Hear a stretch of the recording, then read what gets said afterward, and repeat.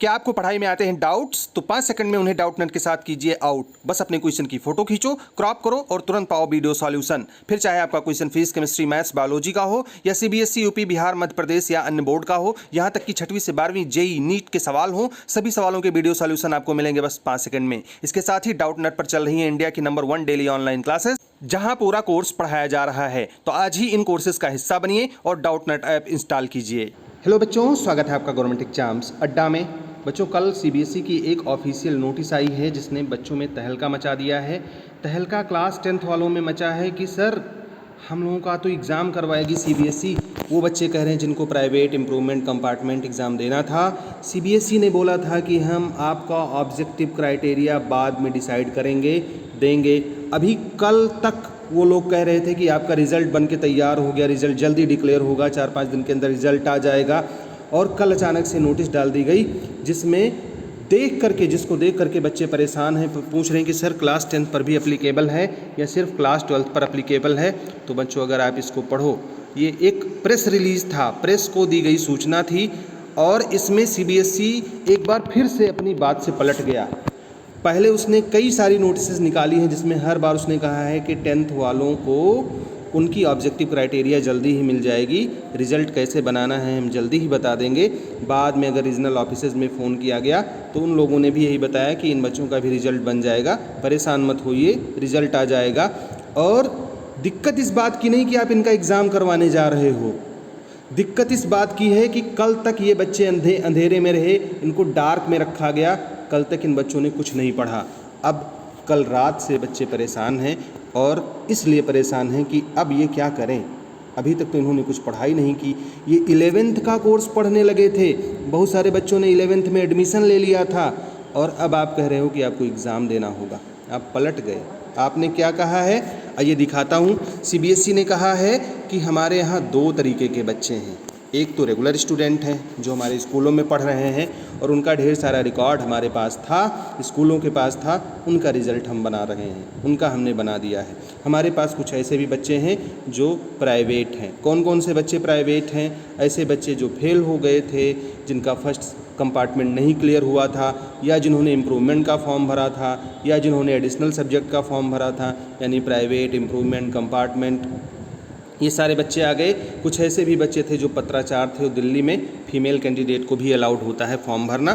तो इन सारे बच्चों को इन्होंने क्यूमुलेटिव कहा है कि मतलब क्लास 10th और क्लास 12th के सभी बच्चे, ध्यान से समझिएगा, इनमें क्लास 10th वालों को भी समेट दिया। अभी तक खाली 12th वाले बच्चे थे जिनको पता था कि उनका एग्ज़ाम होगा और ऐसा इन्होंने सुप्रीम कोर्ट में कहा था। सुनवाई सुप्रीम कोर्ट में जो हुई थी बच्चों, वो क्लास 12th के बच्चों को लेकर के हुई थी, क्लास 10th के बच्चों का वहाँ कोई जिक्र ही नहीं था।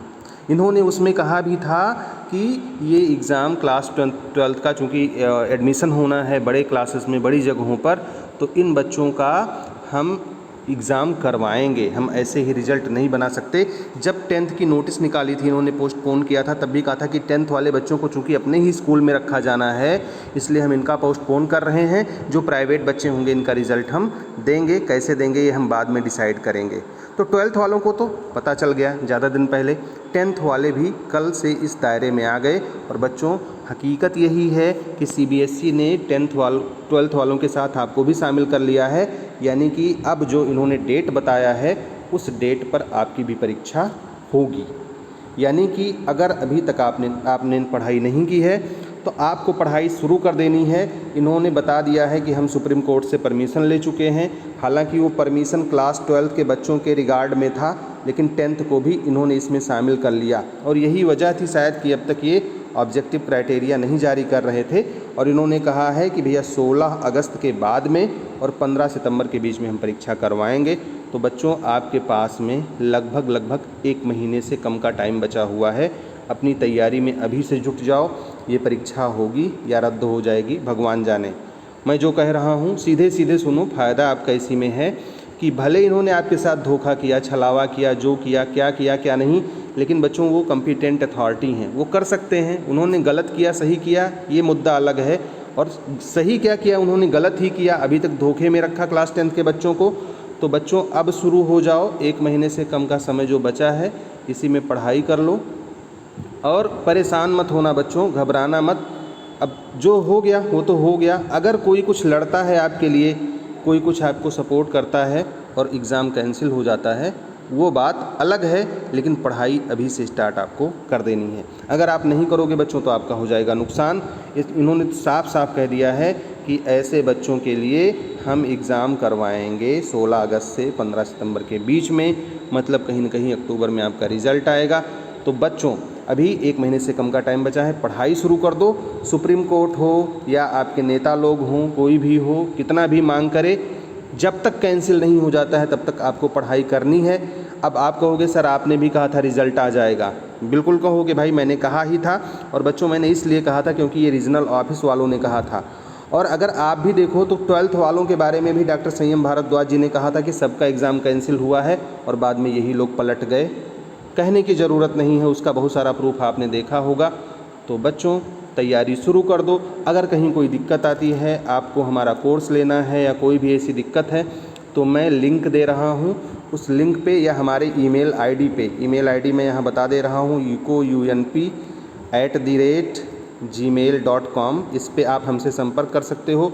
मैं आपको कोर्स प्रोवाइड करवा दूँगा और जितनी संभव होगा उतनी हेल्प कर दूँगा। बच्चों आप घबराना मत, क्योंकि घबराओगे तो हिम्मत टूट जाएगी और हिम्मत टूट जाएगी तो आप बहुत अच्छा परफॉर्म नहीं कर पाओगे। तो हमारी शुभकामनाएं आपके साथ में हैं। ऑल द बेस्ट, भगवान आपका भला करें। हमारा ढेर सारा आशीर्वाद है कि आपका बहुत अच्छा हो और इस कम समय में ही सही, लेकिन आप अपने आप को प्रूव करके दिखा पाओ बच्चों। All the best, thank you.